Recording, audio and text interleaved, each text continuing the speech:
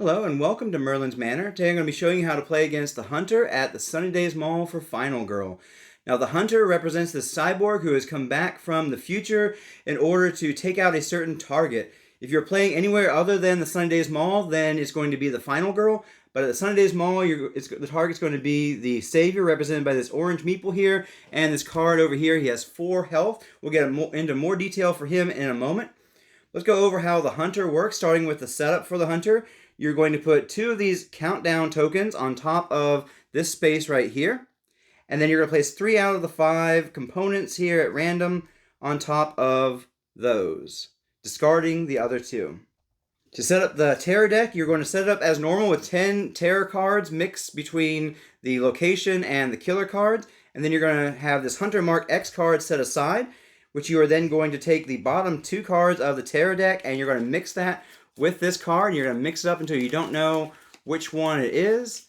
And then you're going to place those 3 cards on the bottom of the terror deck. There are now 11 cards in the terror deck, and one of the last 3 is that Hunter X card. And then you're going to set up the red meeple, which represents the Mark V, wherever it tells you on the setup card to set up the killer.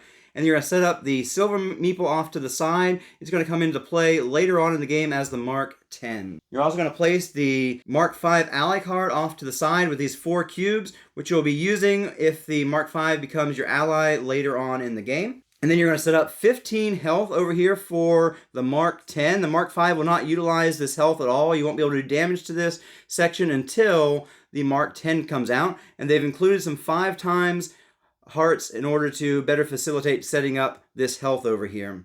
And the horror is going to start at 5. Now let's go over the special rules for the Hunter. The active killer is going to start out as the Mark V and later on will become the Mark X. Whenever you have something referencing the killer, whoever is the active killer at the time will perform that. Now the Bloodlust works differently for the Hunter. For the Hunter, the Bloodlust is not going to go up when victims are killed. He doesn't care about the victims. He will utilize the attack if he's in a space with a victim and he's not with the target. He will go ahead and kill them, but he doesn't care about them, and so Bloodlust won't go up no matter why a victim dies. The Bloodlust instead will go up if you do damage to the Hunter, or the Hunter does damage to either the Final Girl or the Savior. And then it will go up each time. That represents him learning from his attacks as well as him being attacked there. Now, during the panic phase, victims will panic for the normal reason of being in the space with the Hunter whenever somebody died, as well as being in the space with the Hunter if the Bloodlust goes up that round. Now, the Bloodlust can only actually go up once per phase. So let's say we are in the killer's phase, and we were attacked by the killer and took damage, and the killer also received damage from a retaliate card that we did. The Bloodlust would only actually go up once for that happening. Now let's talk about defeating the Mark V. In order to defeat the Mark V, you are going to be, instead of dealing damage to the health over here, you're going to be doing damage to his components. And he has those 3 components that we set up at the beginning of the game, and it takes 2 damage to take out a component. And that damage can be spread across a phase, but does not go into another phase. And so, let's say we did a weak attack on him, which did 1 damage. We could do a furious attack and do 1 damage, and those could accumulate to being 2 damage to remove 1, but that does not carry over to another phase. So if we just done 1 damage to him this phase, we'd have to start over again in a future phase. Now that can be added up together. Like let's say the card combined with an item did 5 damage to him. We could remove 2 of those because we did 4 damage basically to take out 2 components. When you do damage a component, you will go ahead and remove it from here. And then let's say he is here. You would roll a die. And then you would use the panic numbers on there to decide where it's going to go. In this case, it was a 2. So we'd follow this 1 to 2 over here. And that's where that component would go. You can then go to that space and pick up that component by spending 1 time in order to add it to your backpack. And then after you have defeated the Mark V, you can then go to his space, and for a time each, you can use these to repair him and make him your ally at that point. If at any point he takes damage that takes him under his health, you will then have to discard him as an ally. He will be completely defeated at that point. You can no longer repair him. And these tokens each have anywhere from 0 to 3 health on them to be supplied back to him. The dark power would become under here after he's been defeated. and it becomes an ability that he has during the game as your ally. And the Mark V is defeated whenever all of these components are removed from him, or when the Mark X comes on the board. And once he's been defeated, he is not considered a killer or an enemy for all effects. Now let's talk about the countdown tokens for a moment. Once you have removed all three of these, you would then add these countdown tokens to the terror deck, and at the beginning of each killer phase, instead of resolving the normal killer phase, you'd remove one of these tokens. Once both have been removed, during the next phase, you then start resolving terror cards as normal. Now, once you have made the Mark V your ally, you'll be using these cubes to do actions. This top action will allow him to do 2 damage to the killer, if he's in the space with the killer. These 2 will allow him to move. And this bottom one will reduce damage he's taking that turn by 1. And then during the upkeep phase, you'll move each of these over 1. This one here actually will move off the board because there isn't a cube space for it there. And you can never have multiple cubes on a row, so you can't do another damage until this cube has moved off. Now, some of the modules add allies, which are companions that can help you against the killer. Allies are not considered victims. You cannot choose to have an ally follow you, which the Savior is an ally in Sunnydaze Mall. Unless otherwise specified, allies cannot carry or use items. Victims will not follow allies, and allies cannot save victims. When you and an ally or multiple allies are in the same space and one is being attacked, you can freely choose who in that space will receive the attack, you or an ally. That's going to be especially important once you get the Savior's trust and you're in the same space with the Savior.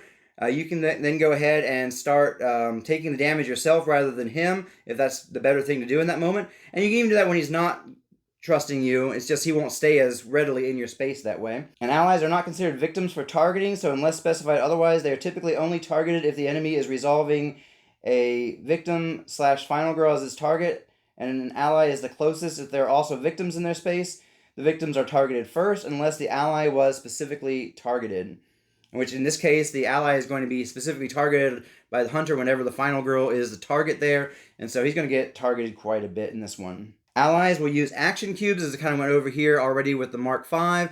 The Savior is going to use action cubes similarly. We'll get into that in a little more detail as we go. So let's go ahead and talk about the setup for the Sunnydaze Mall now. You're going to place the Savior meeple, the orange meeple, where it has the S on the setup card. You're going to place the Savior ally card in your player area and the cubes for him off to the side. You're not going to be able to do actions with him until you get his trust up. When you get his trust up into this first level here, you're going to then be able to recover hearts and reduce damage from an attack by 1. When you get it up to this area, you're allowed to then move him 1 space for each of the cubes you place there and there. And then when you get him to the top level, you can lower the horror by placing a cube there. But at first, he's not going to trust us, so we can't do anything with him until we gain that trust. You're also going to place this card off to the side, which is his trust card, and this blue marker on the very bottom here.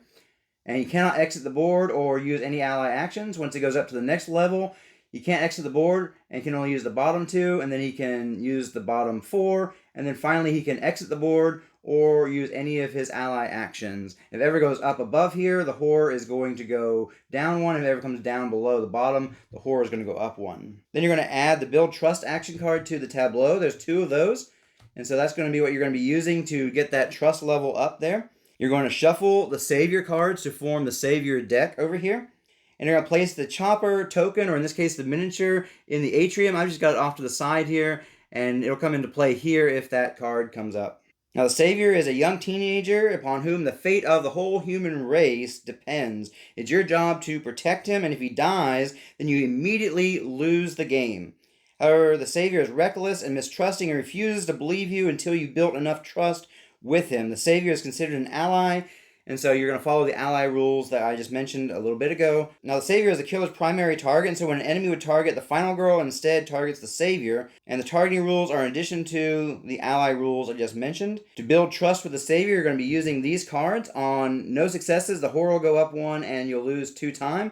On 1 success, you'll increase trust by 1 and lose a time. 2 successes, you'll increase trust by 1. And 3 successes, you'll increase trust by 2 and lower the horror 1. So that's just going to move this marker up until it gets to the top there, and then it can be used to increase or decrease the horror. And you can only use the Build Trust action cards when you are in the same space with the Savior, or if you have the walkie-talkie, which allows you to do it from distance. Now, while it's not required to have the Savior exit the board, that is a good way to keep him safe for the rest of the game. Once you get him up to the top level of I Believe You here, you can then, if he's on an exit space, have him leave the game automatically there by choosing to do that. When you have him leave the game, you will automatically gain all the rewards on your Final Girl card and flip it. All the rewards that you haven't already received, that is, and flip it and get the ultimate power. And then you will once again become the enemy's target when they are targeting the Final Girl, and the game will now end as normal, either you defeating the killer or the killer defeating you. During the panic phase, the Savior will panic the same way that victims panic. Now, these railing sections that have the blue icon on them are going to be special in that when somebody takes damage in that railing space, they will go over the railing and take an extra point of damage for that. You can also choose to jump over the railing, and if you do that, you will move down into here, you will roll a die, and on a 5 or 6, you don't take any damage. On a 1 to 4, you would take 1 damage for doing that. The same goes for the Savior if he decides to jump over the railings. Now, the killer will not choose to go over the railings. He will go around the long way instead. But if you knock him over the railings, he'll take that point of damage for that. Also note that if you are in a store and somebody takes damage, they'll actually go through a wall if there's a wall that hasn't got a token on it. And then you will place that token on it to show that it's damaged. Once all walls in a store are damaged, you will no longer do that. And when one goes through those walls, they'll take an extra point of damage for that as well. And then also, if you are in the food court, you cannot attack the railing spaces with a ranged weapon. And that's basically all you need to know for the Hunter and for Sunnydaze Mall. Let's go ahead and jump into this game. I'm going to be playing as Cat, who has 4 health and has 6 opportunities to save victims, to lower horror, raise time by 2, move a space, move up to 2 spaces, gain 2 hearts, or take a guard card. And her ultimate ability is whenever you inflict damage to an enemy with a gun, do an additional 2 damage. And for each additional victim saved is going to be a time. Let's go ahead and get started with the playthrough at this point. And I want to go ahead and get straight over to the Savior as fast as I can to start building trust. And so let's go ahead and start out with a focus, because I want to at least get 1 horror down. It's going to take 2 cards to turn that. So short rest and weak attack.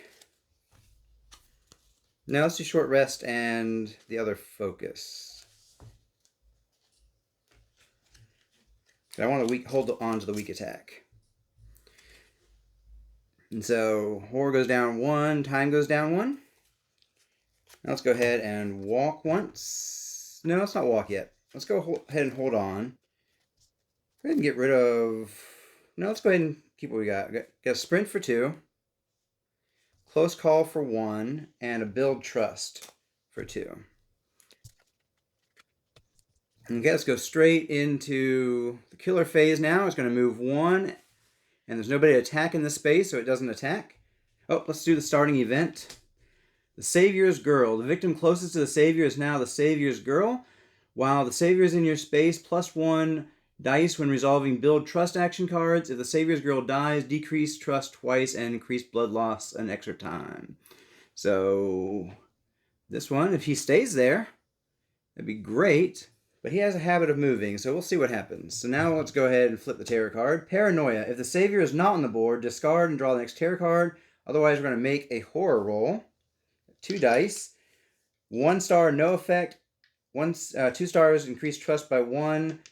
Decrease trust by 1 and resolve again if we get no stars. So we got 1 star. Since it's a horror roll, we can discard. So we're going to go ahead and discard a focus and a close call to change that. So we increase trust by 1. Okay, things are looking up a little bit. I kind of wanted him to get in this space so I could go attack him and make him go over the edge. Didn't do that for me. There are other ways we can make that happen. So let's go ahead and start off with a walk. Oh, forgot to resolve a Savior card. Let's see what the Savior is doing. Says we're on the bottom. Oh, we're here now, so move the Savior 1 space towards the killer. Okay, so we've got a 1 on the walk here. So we'll move there. It costs us 1 time.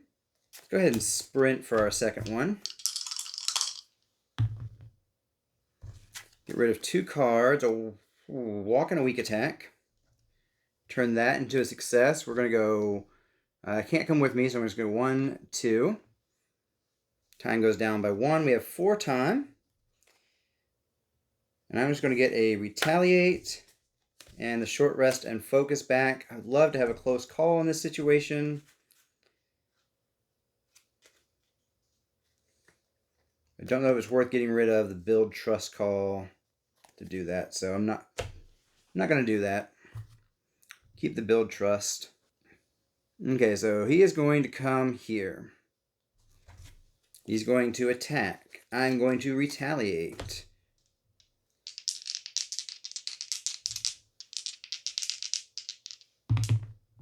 Two successes, so I take no damage. He's going to take two, which is losing one of these. And since he's falling down in here, I believe that's going to go from that space. It's a little ambiguous, but it's where he lands, and so 6 from there is going to come way out there. Ugh, that's not handy. And so he takes 3 damage total, but that extra damage doesn't do any good. Since he took damage, Bloodlust will go up 1. And then we resolve Terror card. Twisted Bond. During the upkeep phase, move the savior 1 space closer to the killer.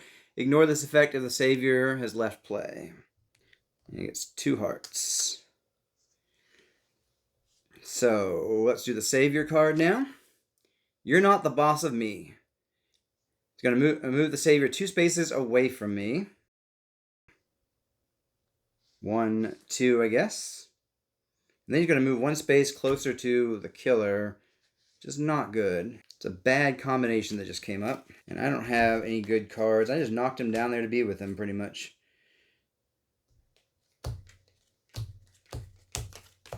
What am I even doing this turn? I have short rest and focus and build trust. Can't do anything with that combination of cards except focus.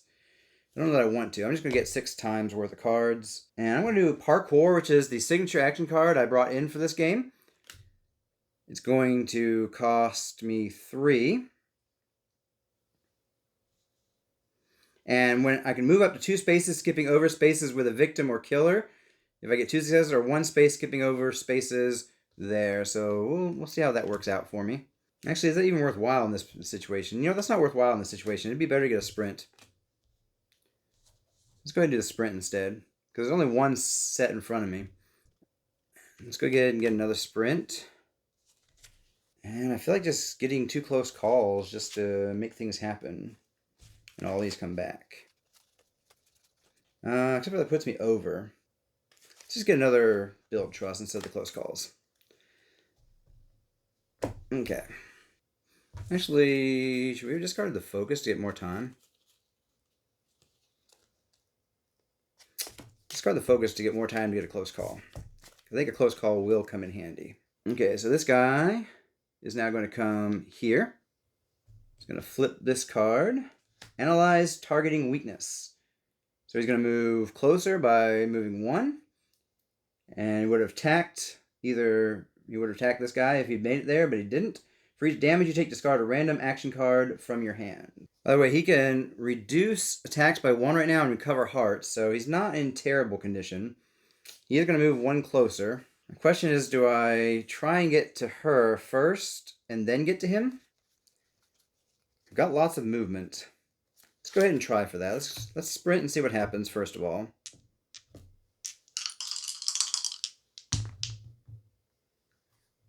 So that's not great. Let's get rid of short rest and focus. I have 2 movement. Now the question becomes, do I worry about the Savior's Girl, or do I just get there? I almost want to say we just get there. It's 1, 2, 3, 4, 5, 6 if we go around. It's 1, 2, 3 if we go straight at it. I'm going to jump over here, going 1, 2. We got to resolve for jumping over there. It's going to be, if it's a 5 or 6, we take no damage. It's a 3, so we take 1. And then we're going to walk over to him.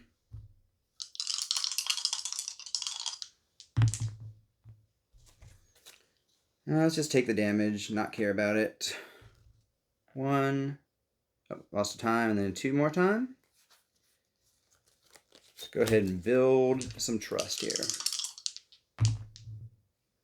Let's go ahead and close call. 2 stars. So 2 stars on the build trust. It increases trust by 1. And then we're going to do that again and hope for the best.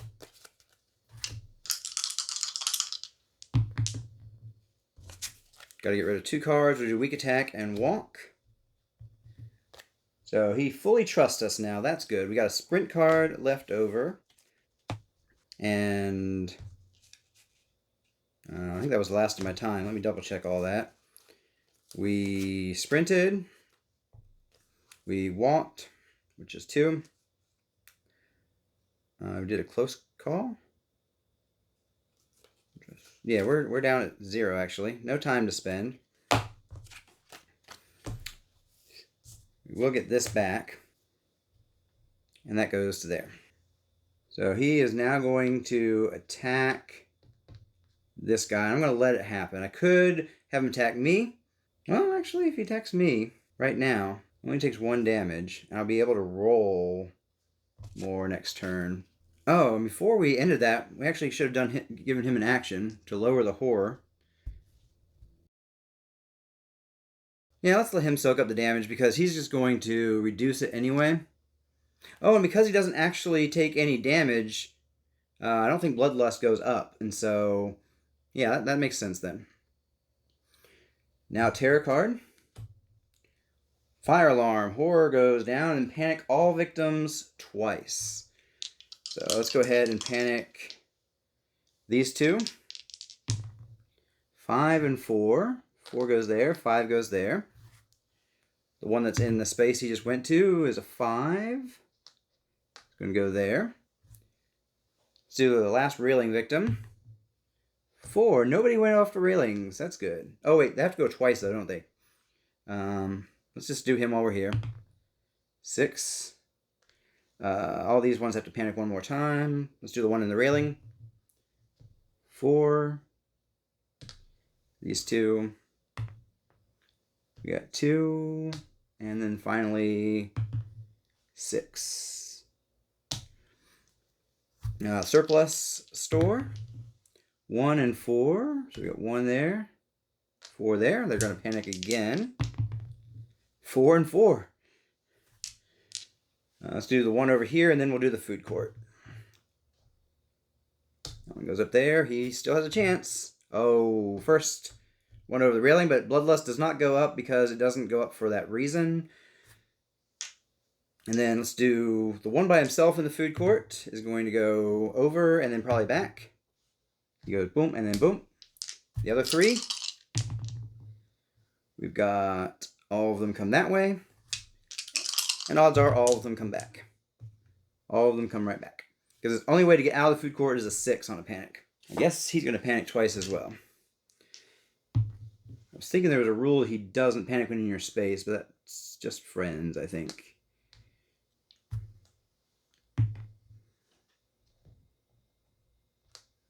So he's going to move 1 closer to the killer during the upkeep phase. Oh, before that happens, though, going to attack me. And I will take 1 damage. Bloodlust is going to go up. Dark power is revealed. Cybernetic parts require 3 damage to remove now. These are going to move over. And then I'm going to have him... He didn't take any damage, so he doesn't need to heal any. Do I want him to move? Probably want him to start moving somewhere. Oh, during the upkeep phase, he moves 1. Oh, and the Savior card before he moves. Move the Savior 1 space in any direction. Okay, let's have him come over here. And I kind of like him to move towards the exit, so let's go ahead and do 2 more movement. I'm going to go 1 and 2. I don't want to save him quite yet. I want to take advantage of a few more of his cards while we've got the trust built up here. And while he can still kind of defend the attacks a little bit. Then maybe we don't. Because I just looked. He's doing 2 damage now. I'd love to be able to get horror down with him a little bit more, though, before the end. And if I'm in his space, I could protect him some. Actually, no, let's have him move there with that one movement. And then have him move one to there. Because if we have him here, I can keep him, I can come here for a minute. No, I actually want him to be there. I don't want him to use that at all. Okay, we'll have him stay there. I want to go pick that up, I guess.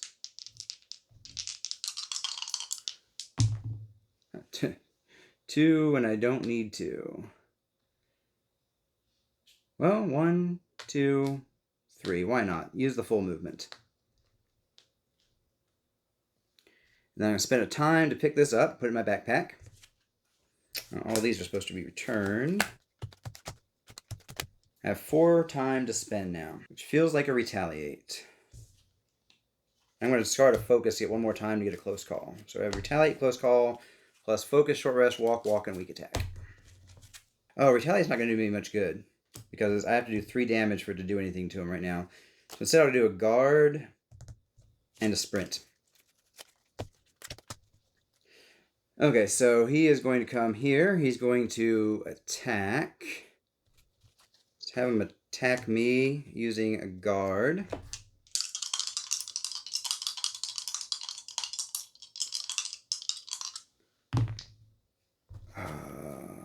He's doing 2 damage. I need 1 success to keep him from hurting me. Let's do short rest and weak attack, since weak attack's not going to do us any good anyway in the moment. That's fully guarded against. Shock and awe. Roll 1 fewer when resolving reaction cards. Going to move and then attack once. It's going to attack him for 2. Doing 2 damage. That's going to go up. Horror is going to go up. Now, these come off during the upkeep phase. The Savior is going to give me 2 more time.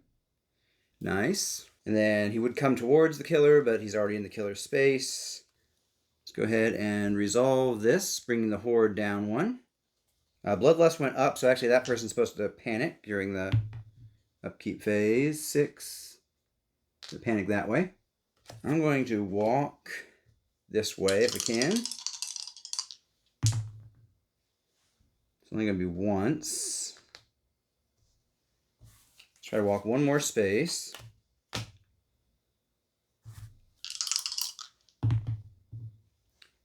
And it is 1 more space. Gonna save this guy. And let's go ahead and move up. Oh, I should have been rolling an extra die. Let's see what would happen on that first walk. That's fine. Second walk. Okay, I wouldn't have done it either way. So, think about doing the move up to 2 spaces, actually, and having the Savior come and just get saved. So if I move 2 spaces, I'll be here. Yeah, I'm going to do the move up to 2 space. Oh, wait, actually, if we save the Savior, it's not going to matter. Actually, let's keep this guy here. Let's have the Savior now move 2 spaces. 1, 2.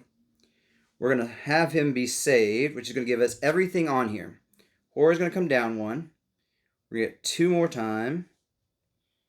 We're going to get 2 hearts. Wasn't going to work out quite the way I thought it was going to, but we'll get a guard. And we move 3 spaces. So I guess take this guy with me. 1, 2, 3, like that. And the Savior is now saved. Unlock our ability. Whenever we inflict damage to an enemy with a gun, we'll do additional damage. 1, 2, 3. I want to get in here to be able to get the boomstick. Shame that I have a sprint that I'm going to be wasting on this, but... and 2 successes, too, on it. That's okay. Move 1 into there. We're going to get... let's get a couple searches. 1, 2, 1, 2. Get a distraction for 3. Did I want to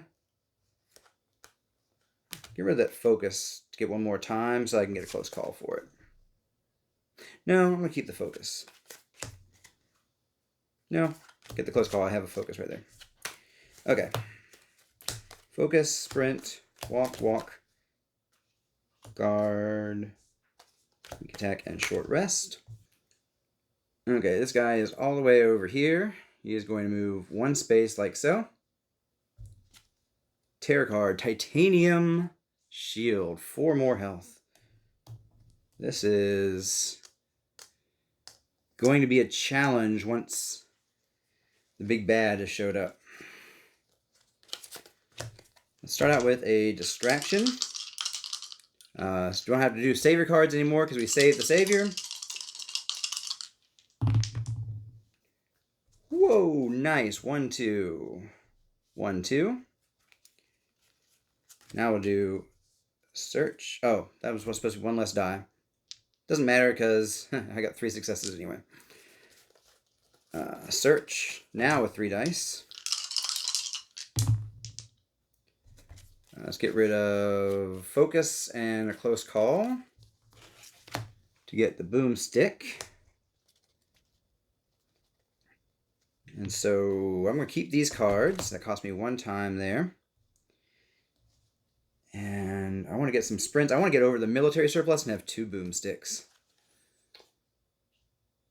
So let's go ahead and do 2 sprints. Or kind of like to be able to get that, actually. No, let's get a parkour. Let's get that parkour for 3. 1, 2, 3. A sprint for 2.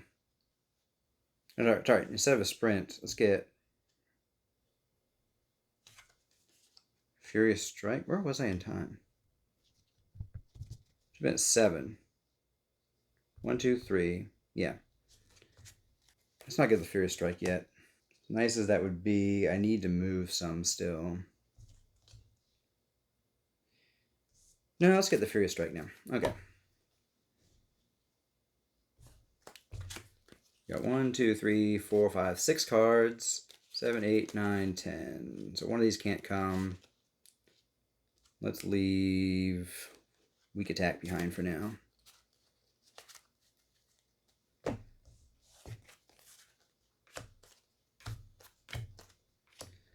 Okay, so he's going to still move 1 towards me.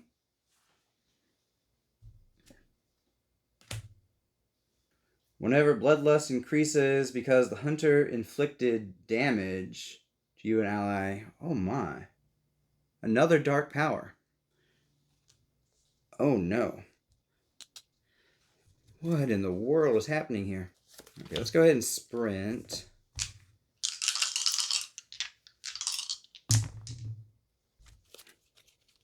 Discard, short rest. Oh, not sprint. Parkour is what I'm doing. So let's get rid of, as weird as it is, I might get rid of that sprint. No, we'll keep the sprint. We'll get rid of short rest and a walk. Make that 1 success. And because parkour lets you skip any spaces with a victim or killer, we're going to go 1, 2, 3, 4, 5 to there. And then skipping that as well, so 5 to, so right there, 6 to there. And then we're going to walk into military surplus store like we own the place. Of course, we will have to take a damage and lose 2 times. Oh, and the parkour cost us 1 time. And then the walk cost us 2 times and that heart. But we're here. Let's go ahead and search now.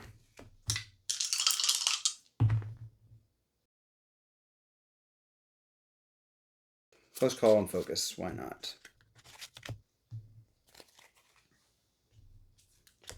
To get the other boomstick. And by the way, the boomstick, if the enemy is blown off a railing or through a store wall, it is +1.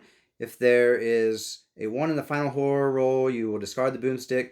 If you have a boomstick in each hand, you may use both when attacking. So basically, if I attack from a railing space or in a store, I can go ahead and do 1, 2, 3, 4, 5, 6 damage just from the boomsticks. Because it's 1 for going through the wall or over a railing, 1 for each of these for going over a railing or through a wall, and 1 for each of them in general. And by the way, there's an achievement, I believe, for doing at least 8 damage with the booms, with dual boomstick, or maybe 10 damage actually. And I think we're here. So we have 2 to spend. Let's get these 2 back, and we just get a guard for now, because there's nothing more worth getting, I don't think, in the moment, unless we want to get a search and look for something. Let's just get a guard. So he's going to move 1 towards me. Intimidation mode, activate. He's going to move 2 boots, which is 1 each, 1, 2. And horror is going to go up 2. Let's go ahead and put these back, first of all.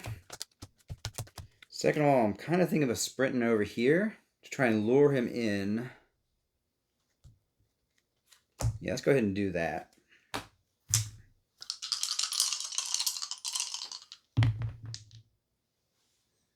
Okay, 1, 2. Cost me 1 time. And then we're going to get rid of... Let's get rid of focus. Or no, let's get rid of weak attack to get a retaliate and 2 close calls for 6 time.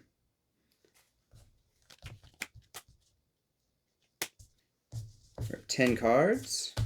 Had to leave the walk behind. He's going to move 1 to there and flip. Have you seen this person? If there are no victims on the board, we would discard, but instead, it's going to move towards the nearest victim. And for each victim in the hunter's space, which is 2, we're going to lose a time, and horror is going to do that. Wasn't quite what I was expecting to happen, but at any rate, let's Furious Strike. We have 2 dice. We're going to use our boomsticks. And we can get 2 successes. We need 2 successes. We're going to do 1, 2, 3.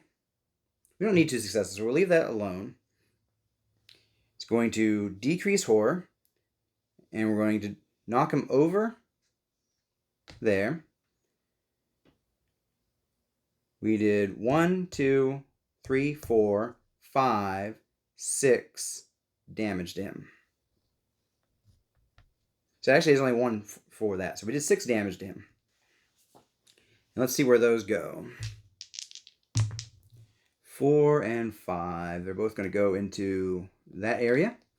We do have to end our turn because I could be over there if I didn't end my turn right now. I could be over there if I don't end my turn. If I discard 2 cards. 2 did I discard? Because we also need to be able to have space to put cards in our hand. So I only have a walk. So only a perfect roll would get me over there. Plus I'd be risking a damage. Let's go for it. Let's get rid of 2 focuses. Make that a success. So that I can walk.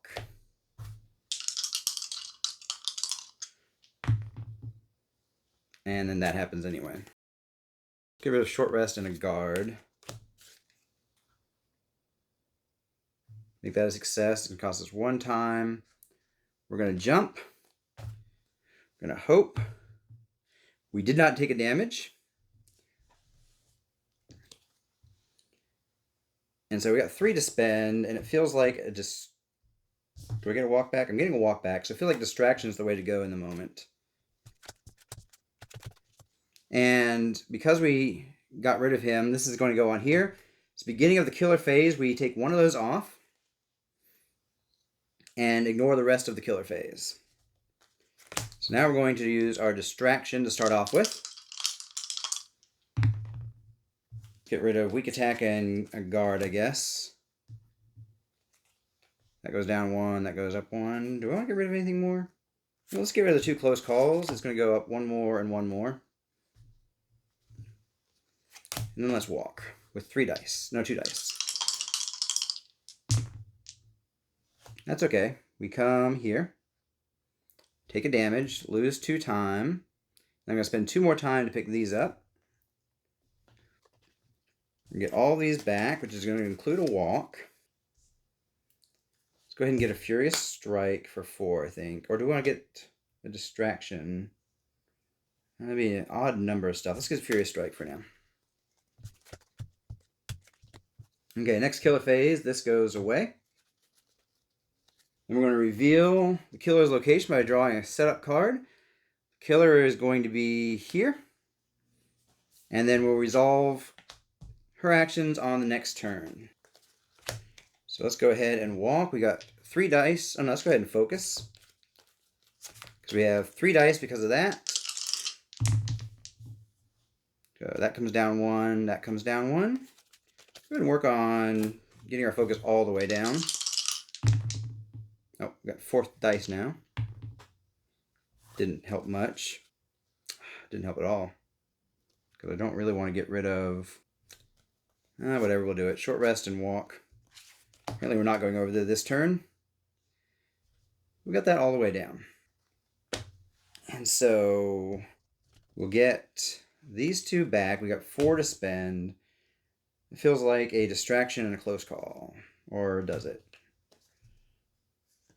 No, 2 close calls and a sprint is what that feels like. Okay, so she is moving 1. Going to kill this person. Again, Bloodlust does not go up. Event card comes out. Rise of the Nerds. Place a new victim at both Boards and Bones and Joystick Heroes. Whenever you end the action phase in either store with a victim in your space, choose 1. Gain 3 time, lower the horror 1, or gain a heart. And then she's going to come with double speed, 1, 2, towards me. All these go back to the market. And we're going to walk into his space. And we got 3 plus 1 is 4. Lots of successes this time. Just come here, 1. I spend 3 time. 1, 2, 3. To flip these. Oh, and this was supposed to go under here.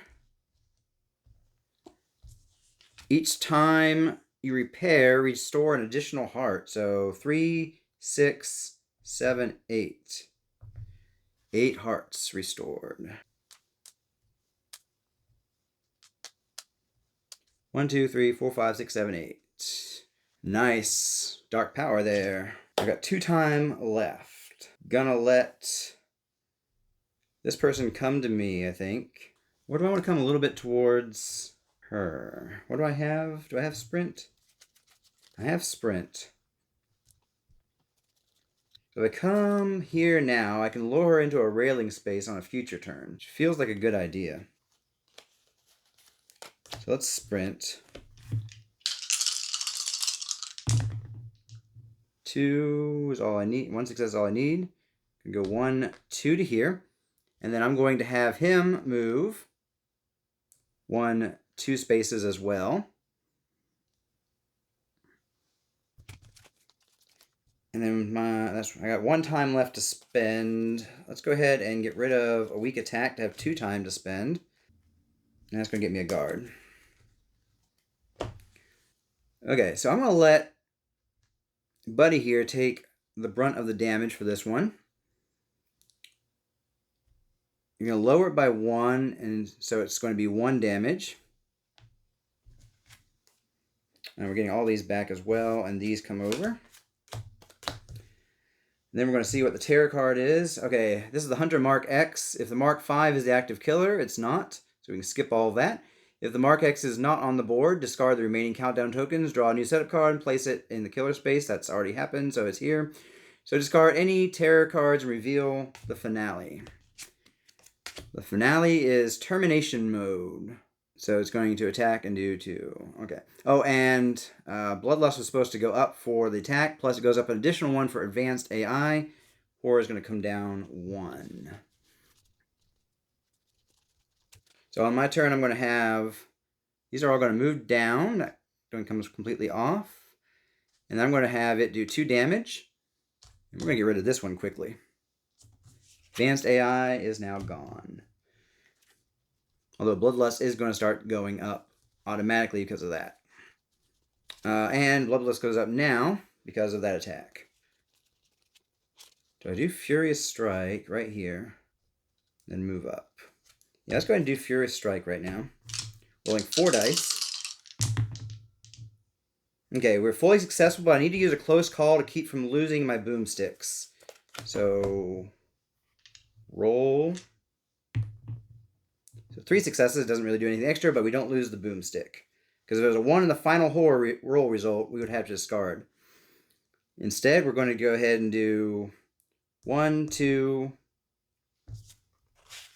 3, 4 damage. Unfortunately, that's all we do, but it's enough to get rid of Titanium Shield. And then I'm going to go ahead and walk. Oh, and Horror comes down 1. Okay, we walk into this space here for 1 time. And we're going to short rest, I think, at this point, just because I feel uncomfortable with no health.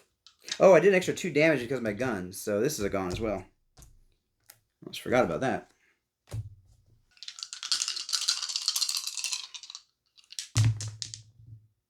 Plenty of successes to get 2 hearts back.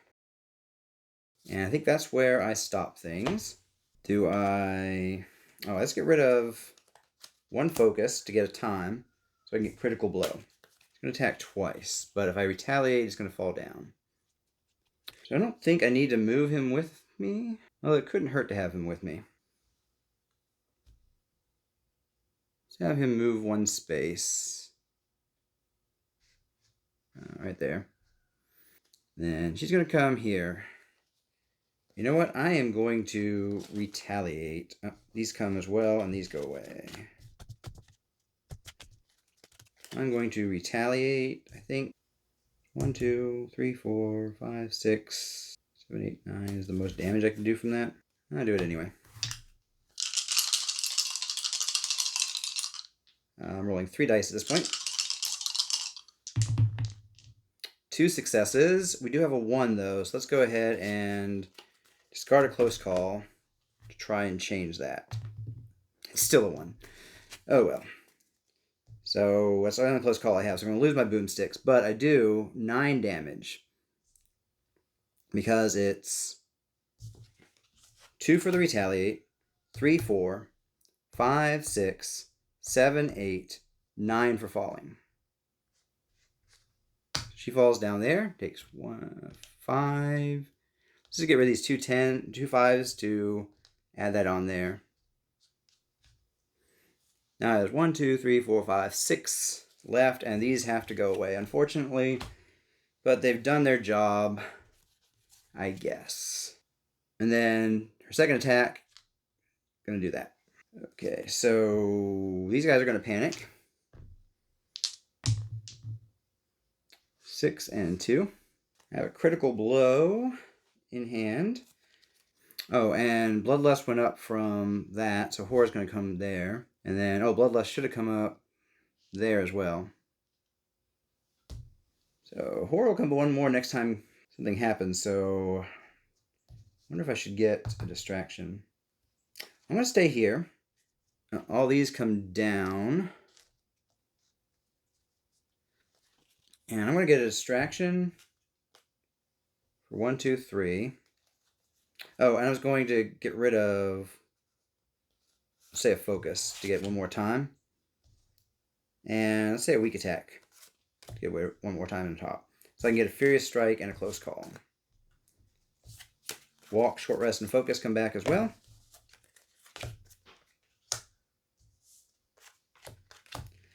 So it has movement of 2. She's going to go 1, 2 like that. And during the upkeep phase, that comes off.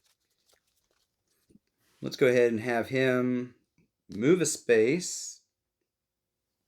No, let's not do that yet. Let's go ahead and do a distraction. 3 dice.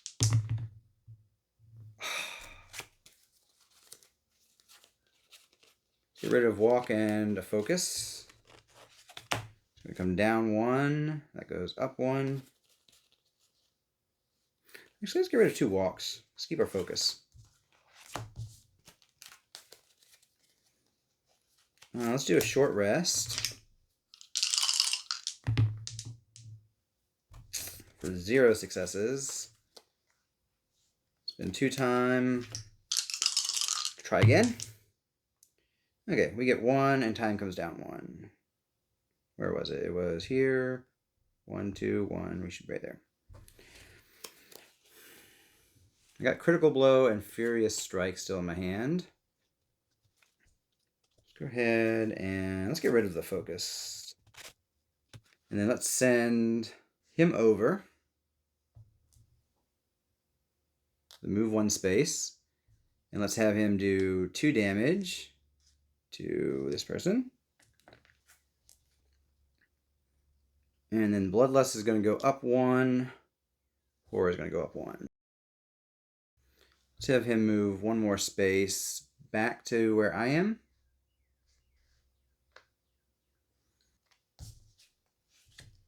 Don't really want to get rid of any of these cards I've got to get a retaliate, I don't think. So let's just get a guard for 2. Close call for 1. We got 1 left over. Okay, gonna come here. I'm gonna let him get attacked. He's gonna be able to block for 1. And it's gonna do, let's see, 3, so 4 more, plus 1 for falling is 5 total. 1, 2, 3, 4, 5. Falls down into there. Second attack, oh, by the way, Bloodlust went up 1 final 1. And then the second one, I'm just going to guard and hope for the best. Oh, these should all come back.